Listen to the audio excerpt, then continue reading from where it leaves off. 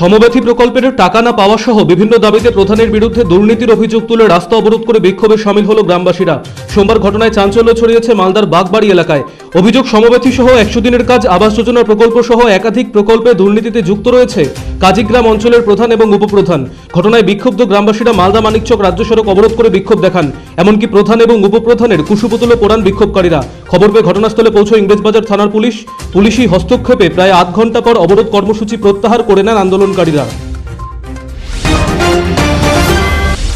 কালিয়াগঞ্জের উত্তর চিরাইল মসজিদপাড়া ময়দানে ইকবাল স্পোর্টিং ক্লাবের উদ্যোগে দিবারাত্রিব্যাপী ভলিবল টুর্নামেন্টের সূচনা হলো রবিবার। মোট 12টি দল অংশগ্রহণ করেছে। প্রথম খেলা শুরু হয় কালিয়াগঞ্জের মিস্ত্রিপাড়া বনাম হেমতাবাদ কাশিয়া ক্লাবের মধ্যে। বিধায়ক তপনদেব সিংহ, পৌর বোর্ডের সদস্য বসন্ত রায় সহ অন্যান্য বিশিষ্ট ব্যক্তিরা এদিনের খেলায় উপস্থিত ছিলেন। রাজ্যের মুখ্যমন্ত্রী তথা তৃণমূল সুপ্রিমো মমতা বন্দ্যোপাধ্যায়ের জন্মদিনের ঠিক আগের দিন 2 সেন্টিমিটারের গ্রাফাইট শীষের ওপর মুখ্যমন্ত্রীর প্রতিকৃতি তৈরি করে তাক লাগিয়ে দিল যুবশিল্পী তথা মালদা জেলা তৃণমূল ছাত্র পরিষদের সম্পাদক সৌরভ মালাকার, যেটি তৈরি করতে তার সময় লেগেছে মাত্র 2 ঘন্টা। এর আগে পেন্সিলের ডগায় বানিয়েছিলেন 2 সেন্টিমিটার মাপের কালী এবং দুর্গা প্রতিমা। এবার চ্যালেঞ্জটা ছিল নিজের সঙ্গেই। অপরিসীম ধৈর্য আর সৃজনশীল মন নিয়ে 2 সেন্টিমিটার মাপের রাজ্যের মুখ্যমন্ত্রীর প্রতিকৃতি বানিয়ে ফেলেছে সে। চোপড়ার লালবাজারে কংগ্রেসের পথসভা অনুষ্ঠিত হলো রবিবার। এদিন রাতে চোপড়া থানার ঘিরনিঘাওয়ের লালবাজারে কংগ্রেসের ঘিরনিঘাও অঞ্চল কমিটির ডাকে বিভিন্ন ইস্যু নিয়ে পথসভা করা হয়। এদিনের সভায় তৃণমূলের বিভিন্ন প্রকল্প নিয়ে কটাক্ষ করেন কংগ্রেসের নেতৃত্বগণ। চোপড়া ব্লক সভাপতি অশোক রায় জানান, তৃণমূলের দুয়ারে দুয়ারে সরকার প্রকল্প নিয়ে এসেছে মানুষকে ধাপ্পা দেওয়ার জন্য। 10 বছর ধরে ক্ষমতায় থাকার পর এখন মনে হয়েছে মানুষের দুয়ারে পৌঁছতে হবে। উত্তর দিনাজপুর জেলার করণদিঘি ব্লক তৃণমূল কংগ্রেসের সভা অনুষ্ঠিত হলো সোমবার। এদিন করণদিঘির জিয়াগাছি মাঠে সভা অনুষ্ঠিত হয়। এদিন সিপিআইএম এবং কংগ্রেস ছেড়ে শতাধিক কর্মী সমর্থক যোগদান করেন তৃণমূলে। তাদের হাতে তৃণমূলের দলীয় পতাকা তুলে দেন উপস্থিত নেতৃত্ব। এদিনের কর্মসূচিতে যুব তৃণমূল কংগ্রেসের সভাপতি গৌতম পাল, ভবেন ঘোষ সহ অন্যান্যরা উপস্থিত ছিলেন। আরসিটিভির প্রয়াত ম্যানেজিং ডিরেক্টর সঞ্জীব বর্ধনের 8ম মৃত্যুবার্ষিকী পালিত হলো সোমবার। এদিন সংস্থার দপ্তরে তার প্রতিকৃতিতে ফুল এবং মালা দিয়ে শ্রদ্ধা জানান কর্মী এবং অন্যান্য ডিরেক্টররা।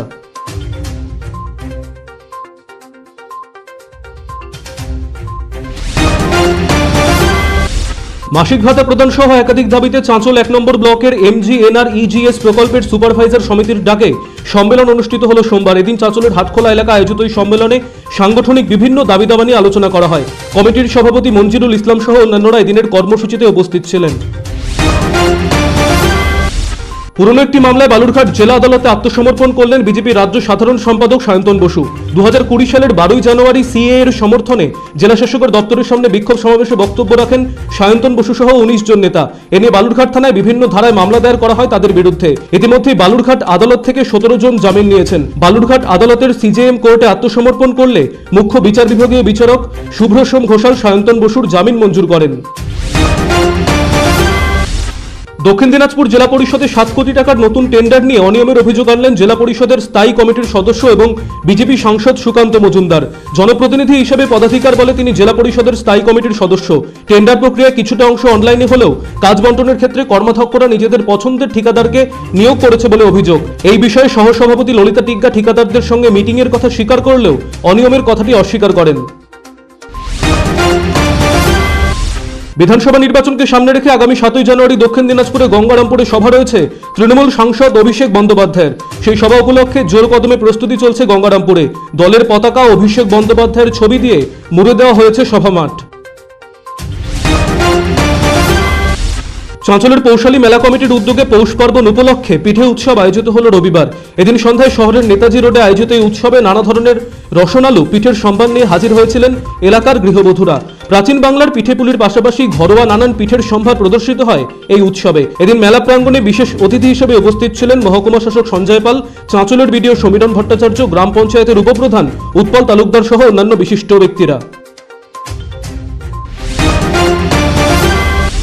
রবিবার তৃণমূল কংগ্রেসের বুথভিত্তিক কর্মী সম্মেলন অনুষ্ঠিত হলো কালিয়াগঞ্জ ব্লকের 10 নম্বর মালগাঁও গ্রাম পঞ্চায়েতের সাহেবঘাটা এলাকায়। বিধানসভা নির্বাচনকে সামনে রেখে সংগঠনকে মজবুত করার উদ্দেশ্যে আয়োজিত এই সভায় উপস্থিত ছিলেন বিধায়ক তপনদেব সিংহ, অসীম ঘোষ সহ অন্যান্য নেতৃত্বরা।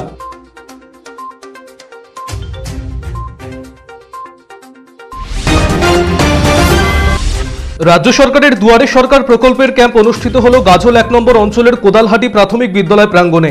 সোমবার এলাকার সাধারণ মানুষদের সকল সরকারি প্রকল্পের সুযোগ সুবিধা দিতে এই ক্যাম্পের আয়োজন করা হয়। কাস্ট সার্টিফিকেট হোক বা স্বাস্থ্যসাথী, সকল প্রকল্পের যাবতীয় কাজ হবে এই ক্যাম্পে। গাজল 1 নম্বর অঞ্চলের প্রধান বিন্দু পুজোর মাল, প্রভাস ঘোষ সহ অন্যান্যরা এদিনের কর্মসূচিতে উপস্থিত ছিলেন। বিভিন্ন দল ছেড়ে তৃণমূল কংগ্রেসে যোগদান করল বেশ কয়েকজন কর্মী সমর্থক। সোমবার দলবদলের ঘটনাটি ঘটেছে আড়াইডাঙ্গা গ্রাম পঞ্চায়েত এলাকায়। এদিন এলাকার বিজেপির বুথ সভাপতি ইমরান আলী সহ প্রায় 50 জন কর্মী সমর্থক যোগদান করেন তৃণমূল কংগ্রেসে।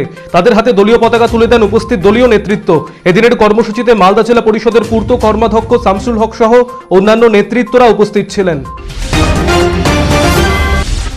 কৃষকদের ফসলের ন্যায্য দাম প্রদান, বেকারদের কর্মসংস্থানের ব্যবস্থা সহ বিভিন্ন দাবিতে আগামী 19 জানুয়ারি হেমতাবাদের নওদা পীরহাট ময়দানে সিপিআইএম এর সমাবেশ সফল করতে সোমবার সভা অনুষ্ঠিত হলো হেমতাবাদের দেহুচি মোড় এলাকায়। এদিনের বৈঠকে অপূর্ব পাল, স্বপন ঘোষ, ঝর্ণা শর্মা সহ অন্যান্যরা উপস্থিত ছিলেন।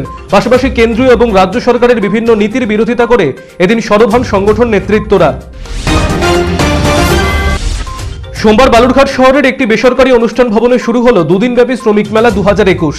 শ্রমিক মেলার উদ্বোধন করেন রাজ্যের শ্রম দপ্তরের রাষ্ট্রমন্ত্রী গোলাম রাব্বানী।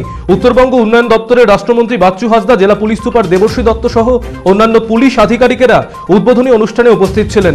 অন্যান্যবার জাঁকজমকপূর্ণভাবে শ্রমিক মেলা হলেও এবারে করোনার জন্য সংক্ষিপ্ত আকারে মেলার আয়োজন করেছে জেলা প্রশাসন।